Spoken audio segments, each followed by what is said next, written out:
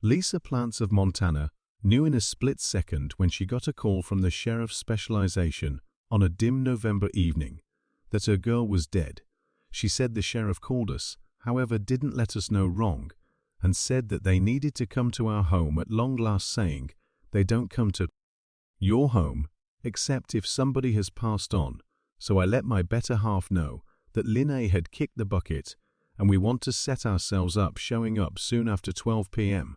The sheriffs let them know that their little girl Linnea Factories had suffocated before that day in Lake McDonald's at Glacial Mass Park, going to a vast water scuba instructional course Linnea had passed on promptly in the day to go to the class, showed by a shop called Gold Plunge of Mozilla, Montana. The police said that they were examining the occurrence as they accept Gold Jump didn't have a business use approval to work in the recreation area, while the examination carried no charges or punishments to the plunge administrators, a claim by the factory family, and another jumper was recorded against. Skulldove and the at-risk parties joined the subtleties that follow are pulled from the 112-page claim that was recorded in 2021 in the Missoula area local court. The Linnea Plants was a 18-year-old young lady who found the miracles of scuba making a plunge 2017 while assisting with sea life science projects with the College of North Carolina, accomplishing her PADI untamed water confirmation. After 4 jumps, she later proceeded to jump at the extraordinary Boundary Reef in 2018, being the absolute first certificate-level scuba jumpers can get. Linnea was a long way from master or even experience before this occurrence. All of Linnea's jumps had been in warm and generally shallow plunge destinations, yet to get her high-level vast water affirmation, Linnea proceeded to sign up for the October 2020 class. With Goldie of this particular class was to help plan and to train jumpers to be in chilly waters, which is precisely exact thing the lakes in Montana offer. While on the main day of the course, there is numerous warnings. Linnea was eager to return for the second and last day of the course. The educators for day 2 were Seth Liston and Debbie Snow, who were both fledgling jumpers themselves. Seth, having recently more experience than Linnea herself, and Debbie, who was a recently guaranteed educator, wasn't even confirmed to show jumping at height or to show slimming down with a dry suit, on which both represent their own novel risks. Being at a higher rise, jumpers need to involve more air to stay light. On the off chance that they're accustomed to plunging a drift level, they'll sink more at these higher raised lakes. Since the jump at Lake McDonald was booked for late October, which is a colder period up in Montana, the educators told Planet and another understudy, Nathan Dudden, that they ought to wear dry suits for the second day of the plunge, and recommended that they purchase the suits from a nearby shop the day preceding the jump. Dry suits keep jumpers warm by keeping an envelope of air around the jumper. Yet in a drop, while water pressures are expanding, jumpers need to add more air into their suite to make up for the strain. Jumpers should be appropriately prepared on the most proficient method to do this, or the tension can push in on the jumper, changing their lightness. Furthermore, crushing the suit around them, confining their developments, or far more terrible. Linnea purchased a pre-owned custom dry suit from the proposed shop, however, didn't get a significant extraordinary hose and association expected to blow up the suit, having never utilized a dry suit before. Linnea didn't know that this was absent upon the arrival of the jump. The educators at Gold Plunge drove Linnea and one more understudy up to the lake for the class. The gathering got to the lake late at 4 p.m. with light previously blurring, and found that Lake McDonald holdup had proactively shut. For the season, the earlier day, there were 2 different understudies previously holding up Bounce Nobility and a 14-year-old youngster named Egg, as the gathering was equipping the teachers. Then, at that point, found the air tank controller they leased to Linnea couldn't be associated with her dry suit because of the missing hose referenced before, as opposed to dropping the jump. The educators told Linnea she could utilize her inflatable lightness control gadget, or BTD, to keep herself in an upward Directions situated. What they cannot deny is that Linnea's Beaksty was set up for use with her wetsuit, and not the heavier dry suit she leased, which likewise muddled things. Moreover, rather than a speedy delivery belt typically seen on current jumpers, the teachers put 44 pounds of lead loads into the pockets of an AGI suit and BT'd a full gathering of 6. Entered the water at 5 p.m. without getting any well-being briefings or examining the relevant subtleties of the plunge. Debbie Snow brought Linnea and EJ down to around 15 feet, this going on for around 5 minutes before Eeg showed he was cold, unfortunate, and battling Snow. Seeing this, motioned for Edgy to follow her back to the surface, leaving Linnea where she was to hang tight for her return. The educator didn't see that as of now, the air had been all extracted from Linnea's getsuit, having dropped dry. Egg Snow was joined by the other teacher, Seth Liston, and they got back to Linnea and different understudies to additionally investigate descending, while we really do have observer stories from the individuals who are on the plunge. One understudy had a GoPro mounted on their chest. What's more, recorded the entire difficulty go down the gathering, drop down to a last profundity of 60 feet before they saw Linnea battling. She was remaining on a submerged edge, and everybody could see she was attempting her hardest to inhale and to just move. Being 60 feet beneath the water implied that the strain was twofold, that at the surface Linnea's evaporate suit, not being set as expected, implied at this profundity the suit was exceptionally compressed and was smashing her. She attempted to kick to the surface, yet couldn't beat the loads in her pockets, and the absence of lightness that held her down. Swimming close by it is seen that Debbie Snow didn't actually take a gander at Linnea once during this frenzy, madly motioning for assist. One of different understudies with swaying Gendry saw this and quickly swam to her guide. Linnea in a wild sign was signaling so hard her development turned her regressive off the edge she was remaining on, and she quickly started to sink, her eyes wide with dread as she endlessly went after Gendry, who at last got her at a profundity of 85 feet, where the strain is 3 times that at the surface.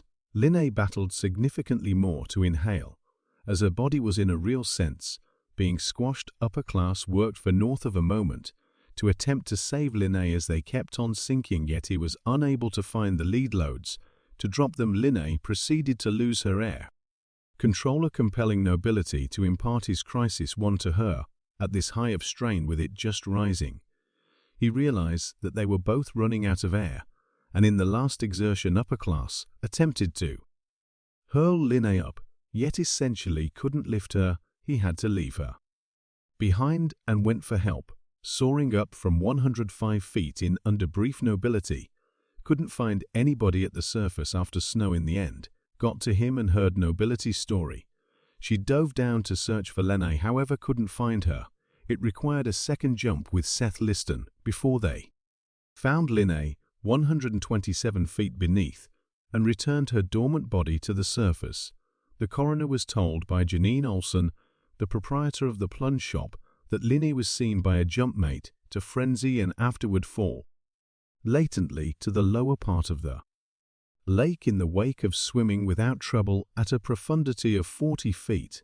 Thus the clinical inspector didn't take note of the swelling on Linnea's body brought about by the dry suit crush and different issues brought about by the high-strain. Janine, likewise purportedly called upper class to later say that he was answerable for Linnea's passing. Linnea's family have consequently became companions with Gendry and welcomed him to Linnea's dedication, proceeding to say, "We haven't gotten an opportunity to say thanks to him openly. We need to freely recognize what he did.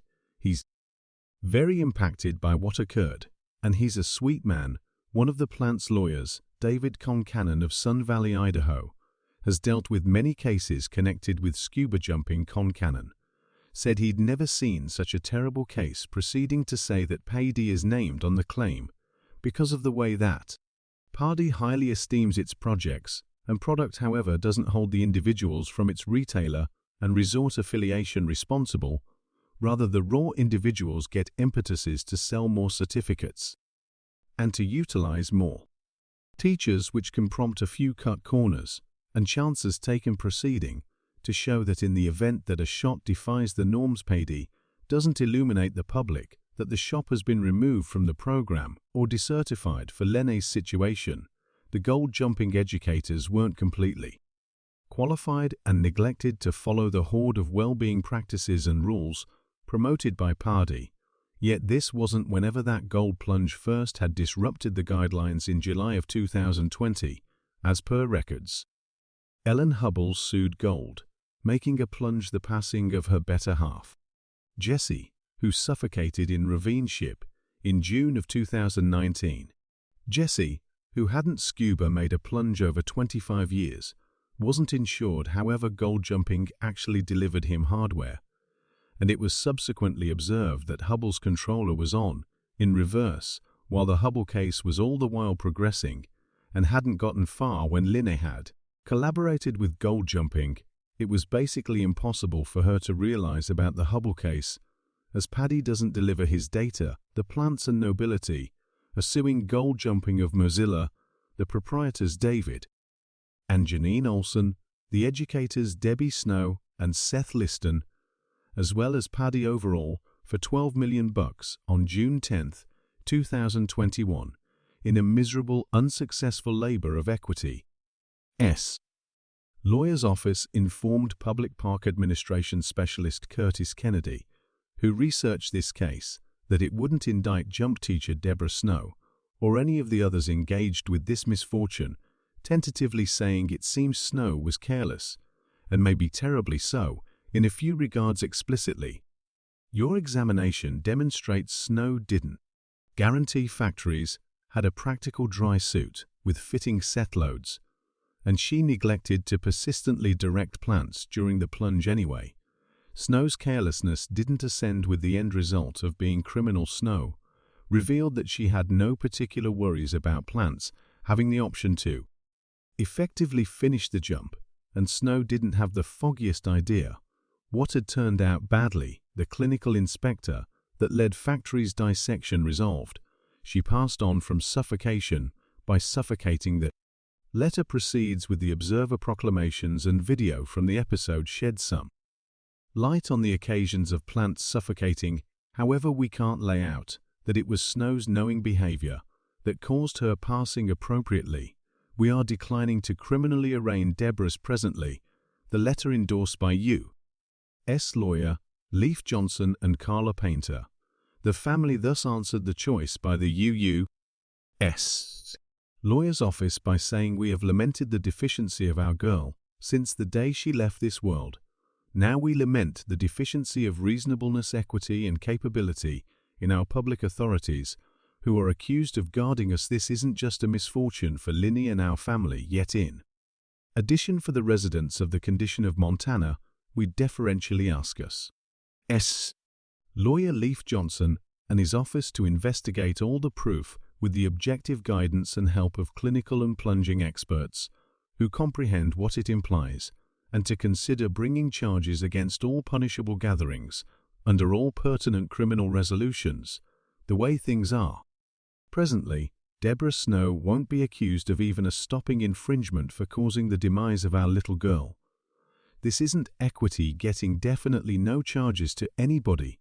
This case is really a tragedy and shameful. No doubt we trust the factory's family and every one of those impacted by Linnea's passing can realize that we stand behind them and feel that the carelessness shown by the jumping teachers and the gold plunge shops unquestionably merit charges to be brought to a jury. Linnea was a fledgling jumper and believed individuals who she thought had her prosperity and security as a primary concern. Much to her dismay, she put her security in the possession of the people who had minimal more experience than her and were in a tight spot. This is an extraordinary suggestion to never aimlessly trust the people who you have hardly any familiarity with. In shutting, we need to express, find happiness in the hereafter. To Linnea, she left this world excessively youthful, and from what her diary compositions show, she was an energized and smart young lady who had a full life to live and act. Lot more grins to give her family at long last. Kindly let your friends and family know that you love them today, since no one can tell when it will be the last time you can do so. And that is the narrative of Linnea Plants. To hear more terrifying, captivating stories, try to observe the week before's